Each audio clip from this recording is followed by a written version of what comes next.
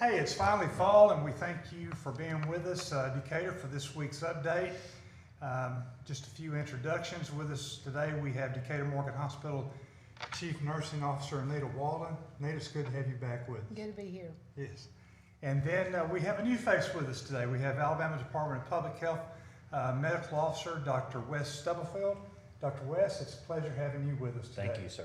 So just a little bit about your background. Absolutely. So I was a practicing pediatrician in the Shoals area for the past 8.5 years, in practice for around 14 years, and recently went back and received my master's in public health from UAB and decided to make a transition into public health during a pandemic.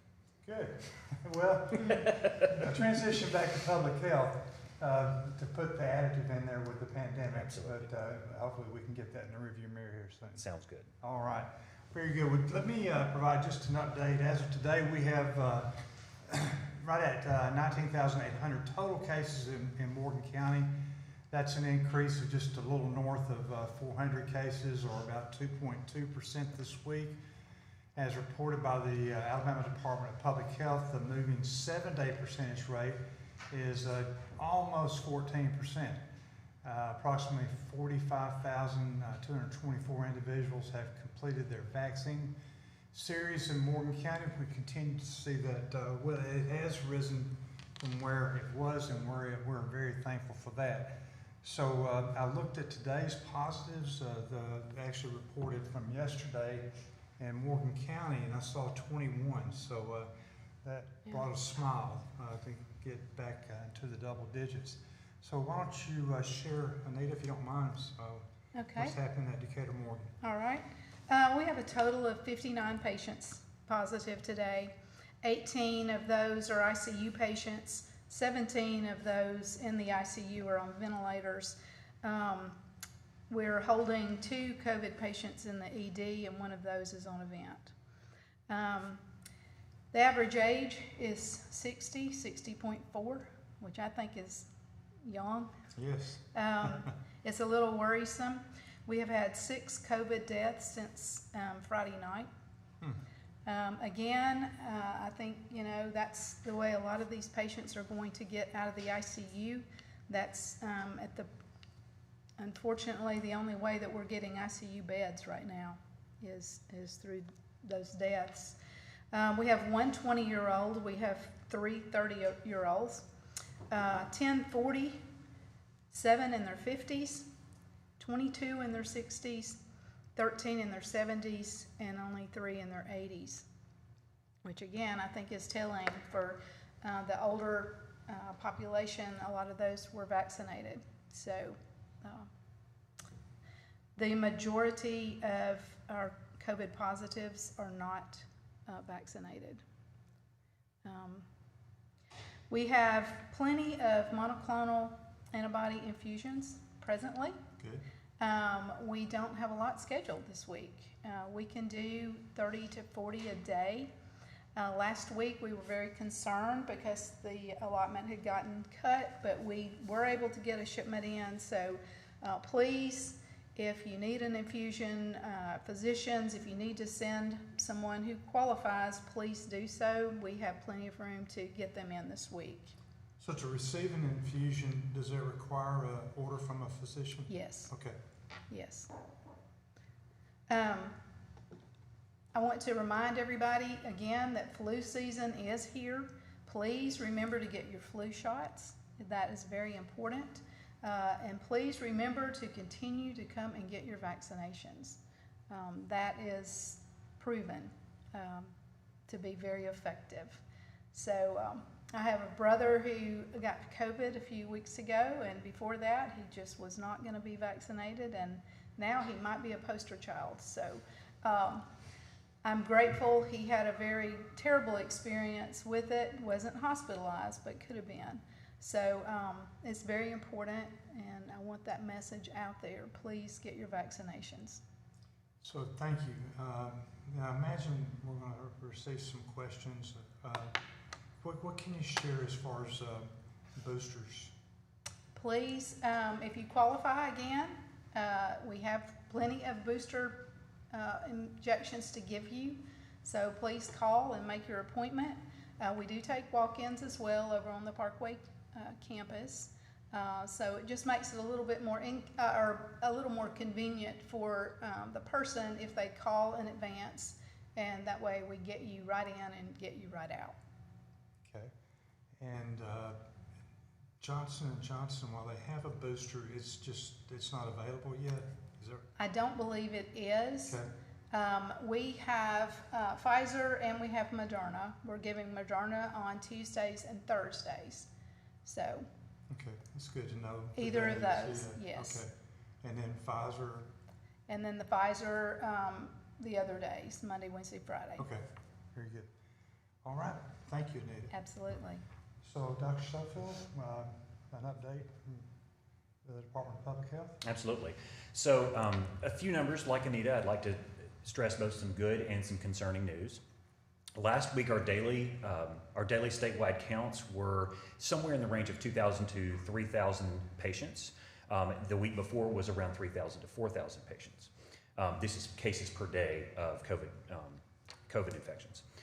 We had 1,500 inpatients as of yesterday. That's compared to 1,950 last week, and 2,890 on September the 1st. So we are seeing some improvement in those numbers.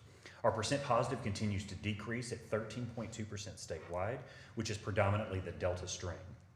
We are testing less, and that could be part of decreased demand as well. Some important numbers to think about in terms of positivity in the last month. We have seen 36% of our cases in the 25 to 49-year-old group, which makes up about 15% of the deaths statewide. 12% of the cases are in less than 11, and around 25% of our patients are pediatric patients that are being diagnosed with COVID infection. Around 16% of these infections are in the 50 to 64 group, which makes up 32% of the deaths. So very concerning in terms of the shifts in numbers of the Delta variant. However, although there is some good news in terms of decreasing percent positivity and decreasing number of cases, we are still seeing considerable community transmission with greater than 100 cases per 100,000 people. Currently statewide we're at 185,000. Almost all cases in the state are above that, in that high risk category, which is greater than 10% positivity and greater than 100 cases per 100,000. There are in all of the counties in northern Alabama are in that category. Currently, we have 591 people in the ICU statewide as the last count. 38% of those people in the ICU are COVID positive, and 75% of those patients are on a ventilator. Importantly, of the inpatients, 13 we have statewide 13 pregnant inpatients, 2 in the ICU and 1 on a ventilator. And we have 25 pediatric patients, 6 on the ICU and 2 on a ventilator. And remember, these are someone's children, someone's parents, someone's grandparents. We are seeing a large increase in the number of the 5 to 11-year-old age group, particularly with the Delta variant. So very important that we consider this when we think about our vaccines. Statewide, we only have 3% of ICU availability, and we have minus 2% in this region, which means we have more beds taken up than we have actual beds, ICU beds. So still to remember that we are, although we are seeing decreased cases, we are still very pressured in our hospitals.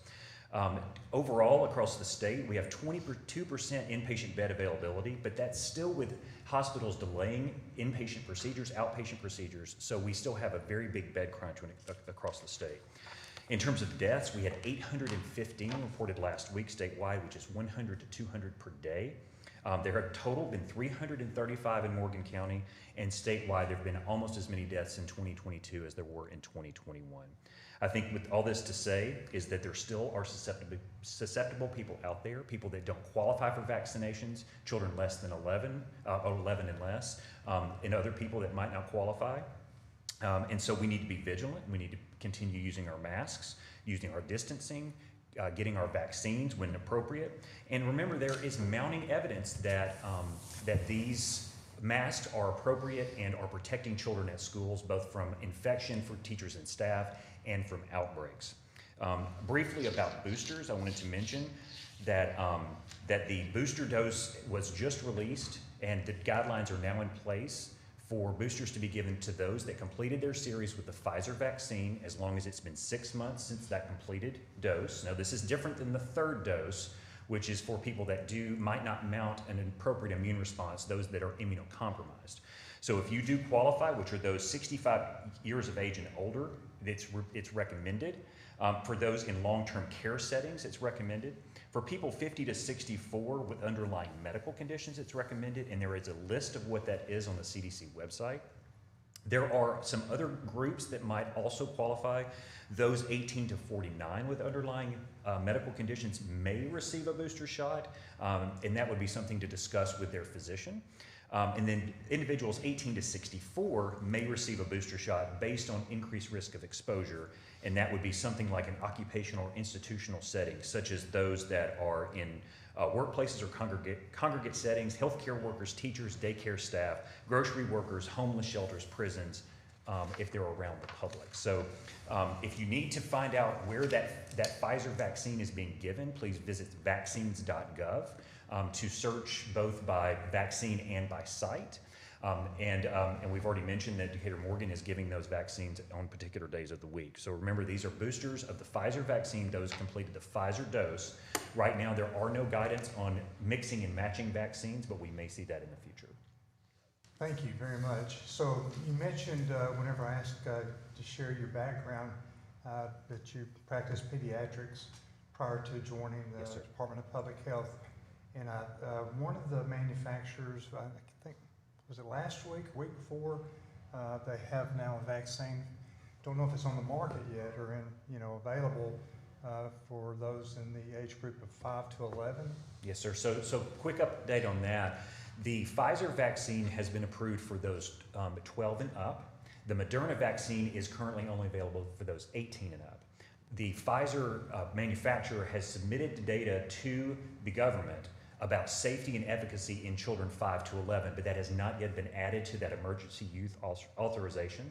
So at some point in the future, we expect that, although that has not been voted upon as of now. So as a pediatrician, even though it's been recommended, you would still do your, I'm just kind of making my way here. Absolutely. Okay, with your patients and such, you would read all the data and such before you would recommend to patients as to whether or not they should have their children vaccinated? Absolutely. So this is something that we follow very closely, both in terms of listening to the national experts on all of the calls that have been done so far by the large groups, those that are advisory to both the CDC and the FDA, looking at safety and efficacy data both in children as the vaccine rolls out. So we are keeping tabs on this daily. We are very encouraged by the safety and efficacy data in children for these vaccines, and I think that rolling forward we will continue to see that. What is it, about a third of the dose? It's a reduced dose, does that sound right? It has been studied in the younger children. It was a reduced dose. Yeah, okay. Thank you very much. You're welcome. Yeah. Anita, go back, your capacity, I couldn't help but notice that I'm still used to hearing ER, and it's ED now. Oh, yeah. Yeah. But to know that you have as many patients as you do there, and then 7 deaths over the weekend. Yes, it's very concerning for us. We have 20 ICU beds, and as I said, 18 of them are filled with COVID positive patients, some who have been there for weeks. And so the only place for a patient that is that sick that comes in would be to hold them in the ED. And that's unfortunate. Sure. But sure. We feel grateful that we have a place that we can put patients so that they can continue to get the care that they need. But it has really stressed our resources, staffing in particular, and just the longevity of the whole process. Our staff are exhausted. Well, sure, and I mentioned the 7 deaths. Y'all are trained, but not for that volume. No, and this is unfortunately a weekly thing. our nurses are saying, you know, you barely get time to prepare a person to leave with the funeral home, and you're being pressured to get that bed ready for the next patient, and somehow you've got to compartmentalize that piece of you and get ready for a new patient and their family. So it's very difficult. I am concerned about our staff, and we try to offer counseling and those kinds of things to give them an outlet. We appreciate the public's outpouring of, again, food and cards and those kinds of things. It means everything to our team, and we appreciate it. Absolutely, we do too. Well, Madison Scarpino with Channel 48, it's good to have you back with us today. Any questions? Yeah, I have a couple questions. I want to first go to you. As you said, you used to be a pediatrician, and you talked a little bit about just kind of the research going into 5 to 11-year-olds possibly being able to get vaccinated. And I know you mentioned that kids are getting hit a lot harder by this Delta variant. Can you kind of elaborate on that? Is it mainly kids with pre-existing health conditions? Are they perfectly healthy who get hospitalized? Yeah, just elaborate on kind of the toll it's taking on the younger population. Sure. Overall, absolutely, with any person out there, regardless of age, with more underlying conditions, those patients are at risk for getting sicker. And that's true of children as well. But healthy children are being admitted and are getting very sick with this as well. And then there's also a condition that follows COVID disease called MIS-C, which can also make children very, very sick, which we don't see with the vaccine.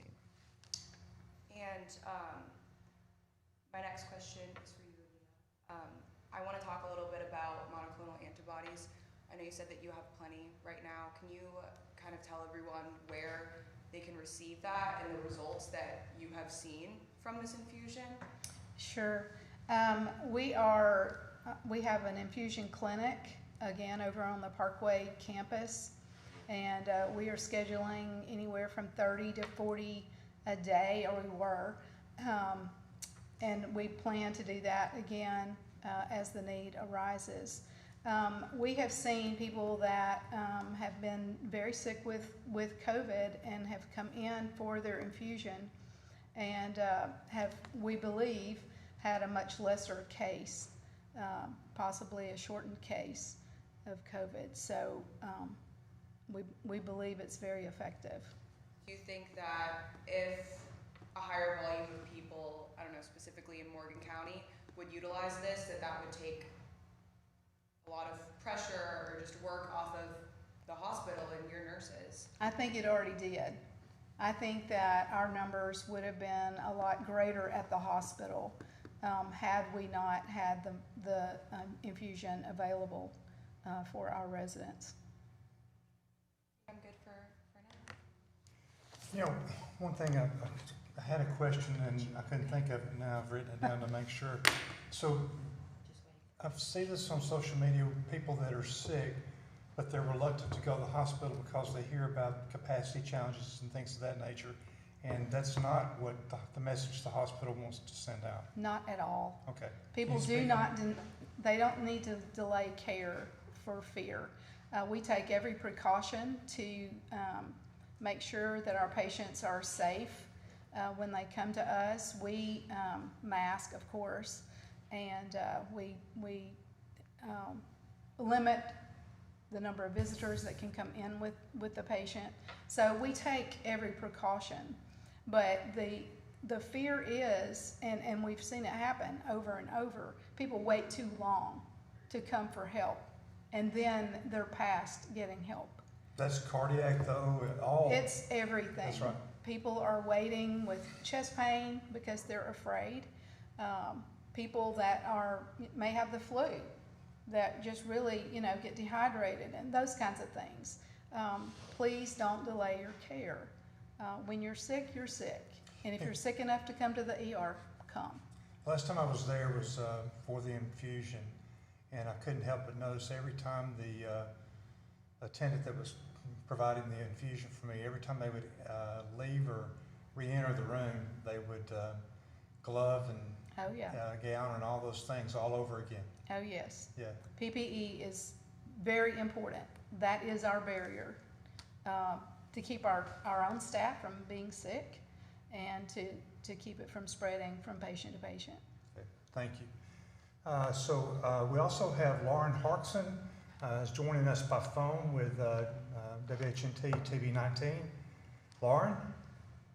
Yeah, hi everyone, good morning. I know we've been talking about it for a few weeks, but we're headed into flu season. So, Anita, I was wondering if Decatur Morgan was offering flu shots to the public yet.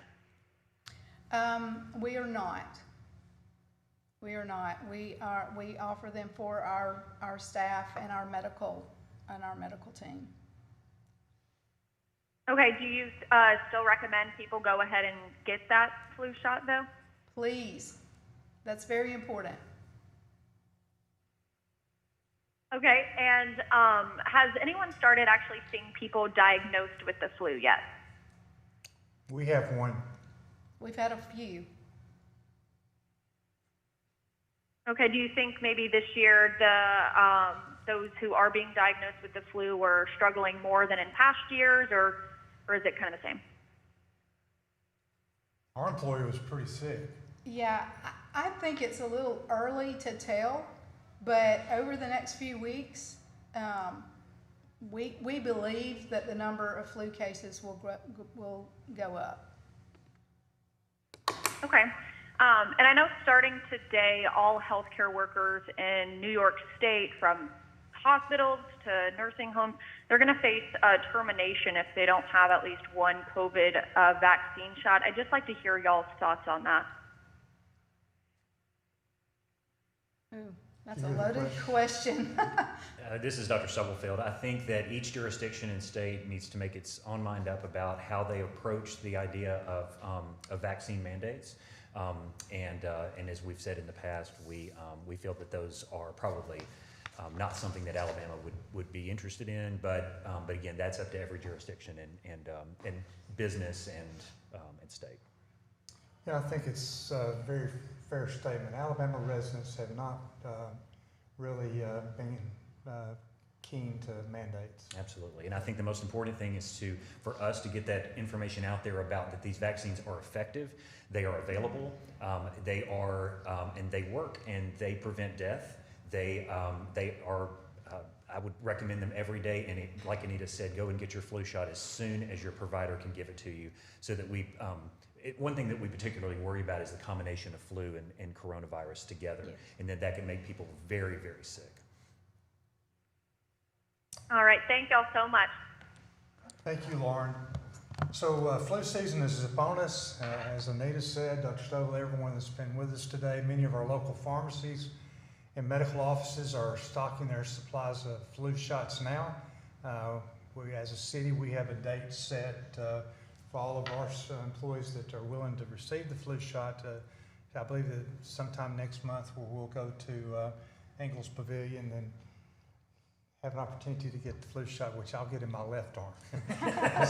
so for COVID vaccines, you can still visit the health department, the Decatur Morgan Vaccine Clinic, or go to vaccinefinder.org to locate an additional vaccine provider.